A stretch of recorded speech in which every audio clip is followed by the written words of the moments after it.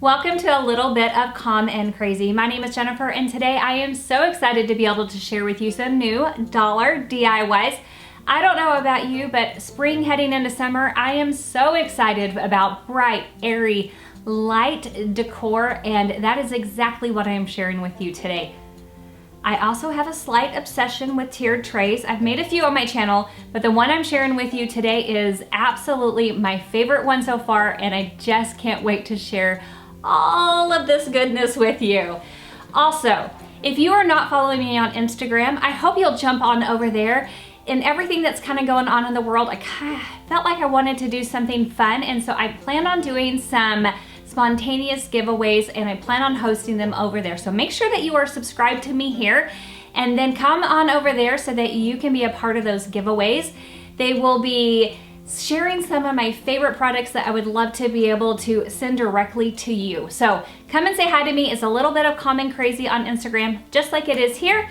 And let's go ahead and jump into today's projects. So to start off with, I am making a 3-tiered tray. You can easily grab some items from the Dollar Tree to do this, but just for $2 more, I was able to snag these items from a thrift store. Now here I am using a couple of plates that are, these are actually the turntables that you get in a microwave. I also have just a pie plate or a pie pan, and then a couple of candlesticks. So I grabbed some white and gold spray paint, and I stepped outside. I sprayed all the glass in the white spray paint, and I sprayed the candlesticks with the gold spray paint. You will see that I am absolutely loving gold right now, and I just want to spray, a lot of things in the color gold. The paint had time to set up and dry completely. I'm going in with some E6000 in order to build my 3-tier tray. Now E6000 has a super strong hold. I know some people have a hard time with the scent. I do believe they come in an unscented one as well, but you guys, it really is the only thing I know that will give it the hold that it needs.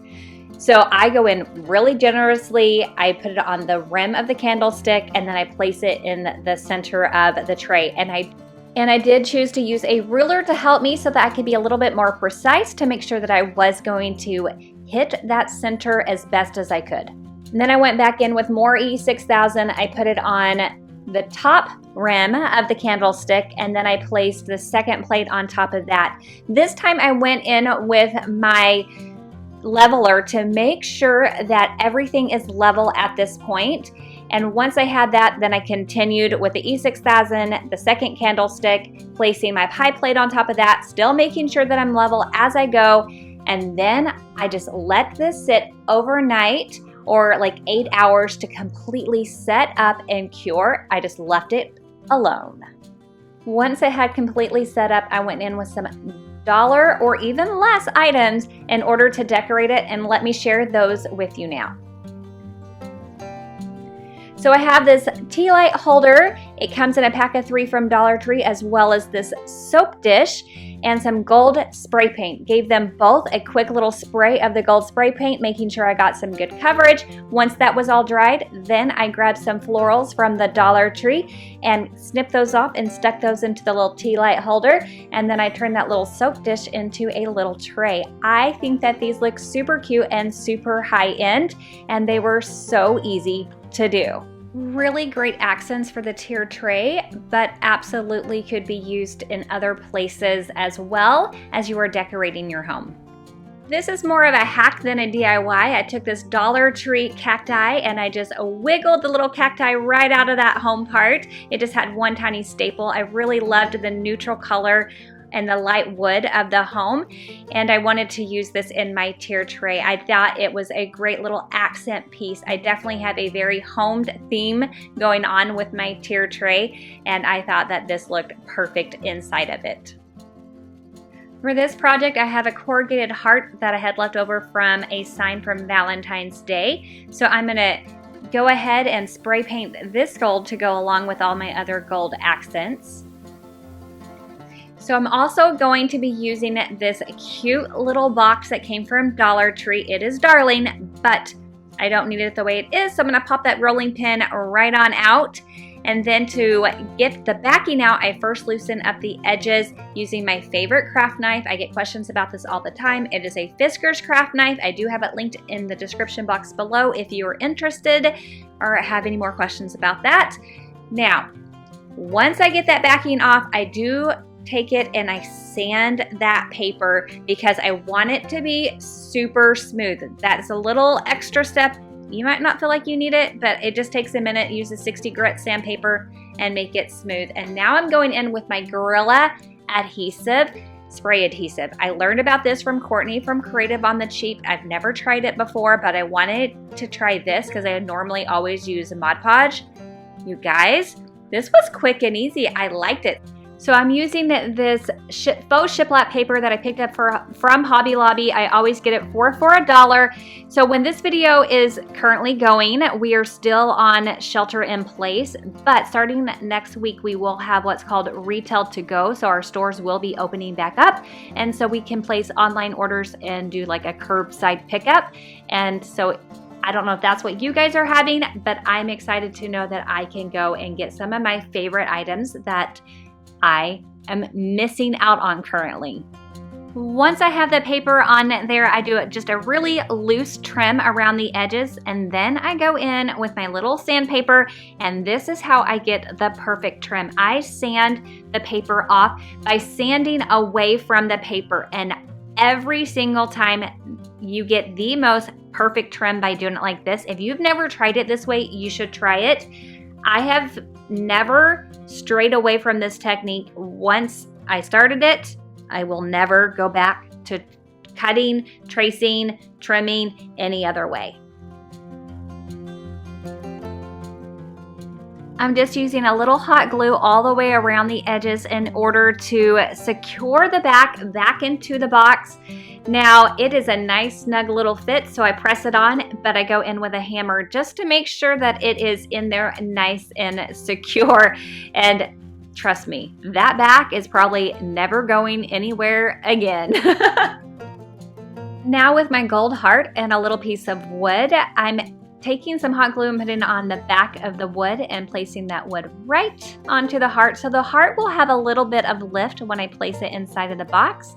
So I just press that right onto the heart and then add a little bit of hot glue onto the back of the wood and then put that right into the middle of that box. I think this looks super cute. I love how the gold heart is the perfect accent with the rest of the gold in the 3-tiered tray, and this box is definitely a great finishing touch to that bottom tier of my 3-tier tray. For this project, I am using some Dollar Tree rope, and as you can see, it actually comes twisted with 3 different pieces. So you're going to unwind it and just be using one of the 3 pieces. I'm also using a medicine bottle in order to do this. I was making, this is kind of a play off of the basket ideas that you see floating around, but I wanted a smaller version. And so anything smaller that you might have, a smaller jar would work. Just kind of think creatively. I was going for the shape, and this happened to be the perfect shape for what I wanted. And this gives you a good size reference for what it would be like compared to the 16 ounce of a Waverly chalk paint. So I decided to go ahead and remove the label by using my heat gun in order to do that. It does leave kind of that sticky, tacky adhesive behind, which really actually works in your favor because it grabs onto the rope when we go to wrap it around. So that is just like an added bonus. So in order to secure the rope to the bottle, I'm just using some hot glue. And now I make sure that I have hot glue on the bottom in order to secure that rope. And I make sure the hot glue goes all the way around the bottom. And then after that, I just wrap the rope around. Now the sticky residue will make sure that the rope stays in place. I just bunch it up with my fingers to make sure it's like a nice tight fit. And then I don't really need hot glue again until I get to where it starts to curve over towards that top.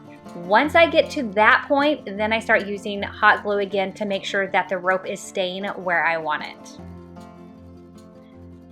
When I get to the very top of the bottle, I make sure that I go just slightly over the top of the rim in order to hide the top of the bottle so that you do not see it and it's completely covered, creating that faux basket, vase, whatever you want to call this look to this bottle.